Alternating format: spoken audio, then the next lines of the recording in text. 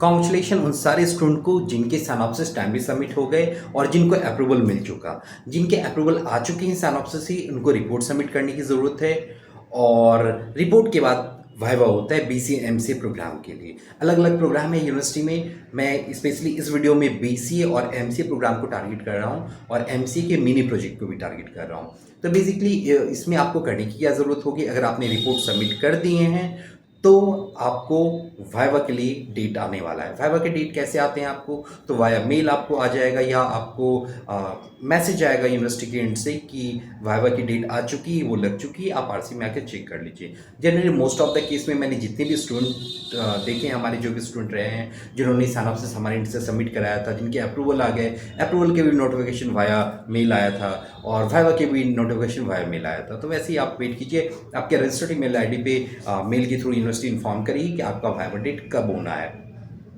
उसके अकॉर्डिंग आप वाइवा की प्रिपरेशन कीजिए। वाइवा प्रिपरेशन में सबसे इंपॉर्टेंट बात, जो आपने रिपोर्ट सबमिट किया उसको ज़रूर रिवाइज कीजिए।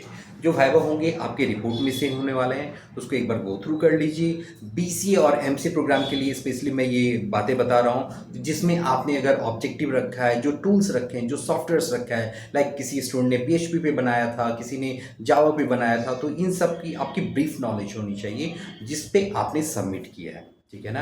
बाय चांस वो आपको यूनिवर्सिटी जब वाइवा कंडक्ट करेगी तो आपसे कुछ कोडिंग करने के लिए कह सकती है, डाटाबेस कनेक्शन कैसे एस्टेब्लिश करते हैं इसके बारे में क्वेरी पूछा जा सकता है, एक दो लाइन कोड लिखने के लिए कहा जा सकता है, डिपेंड करता है कि उनकी क्या रिक्वायरमेंट है। ठीक है, तो आपने प्रोजेक्ट सबमिट कर दिया है तो वाइवा के लिए प्रिपरेशन कीजिए, वाइवा के क्वेश्चंस को रिवाइज कीजिए। अगर आपको लग रहा है कि वाइवा प्रिपरेशन नहीं हो पा रही है आपसे, तो आप मुझसे कुछ क्वेश्चन आंसर के सजेशन भी ले सकते हैं वाइवा से रिलेटेड। तो आप मुझे पिंग कर सकते हैं मेरे कॉन्टैक्ट नंबर पे, व्हाट्सएप पे मैसेज ड्रॉप कर सकते हैं। हमारे एंड से सारे जो भी क्वेश्चंस होंगे वो शेयर कर दिए जाएंगे। ठीक है, अगर आप चाहते हैं कि मैं वाइवा की प्रिपरेशन आपको करा दूं तो भी पॉसिबल है। उसके लिए नॉमिनल फ़ी होती है, तो आप प्रिपरेशन भी कर सकते हैं, वो आपकी रिक्वायरमेंट है। ठीक है, लेकिन मोस्ट ऑफ द थिंग ये है कि आप अगर आपका सिनॉप्सिस अप्रूव हो गया, रिपोर्ट सबमिट हो गया और वाइवा के डेट आ चुके या आने वाले हैं, तो आपको बस ये ध्यान रखना है कि आपने 90% वर्क कंप्लीट कर लिया, बस 10% वाइवा है, उसे आपको हर हाल में क्लियर करना है। अगर बाय चांस वाइवा नहीं हो पाया, वाइवा क्लियर नहीं हो पाया, तो क्या होगा, दोबारा सिनॉप्सिस, फिर से सबमिशन, रिपोर्ट, फिर से सबमिशन, तब जाके वाइवा होगा। तो कई बार स्टूडेंट ने क्वेरी की है मुझे, पहले भी मतलब पुराने सेशन की मैं बात कर रहा हूँ कि सर मैं कहीं बाहर हूँ, क्या मैं वाइवा छोड़ दूँ, नहीं दे सकता हूँ।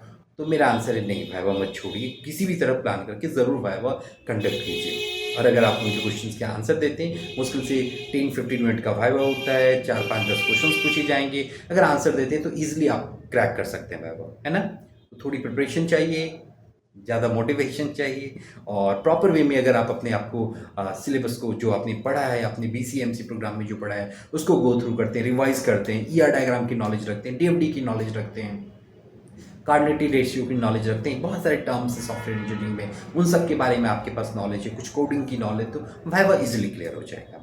ठीक है, तो कोई भी क्वेरी है इग्नू के बीसीएमसी प्रोग्राम या किसी भी प्रोग्राम से रिलेटेड, या अगर आपको वाइवा के क्वेश्चंस चाहिए तो आप मुझे कांटेक्ट कीजिए, क्वेश्चंस हमारे एंड से मिल जाएंगे। Okay, all the best.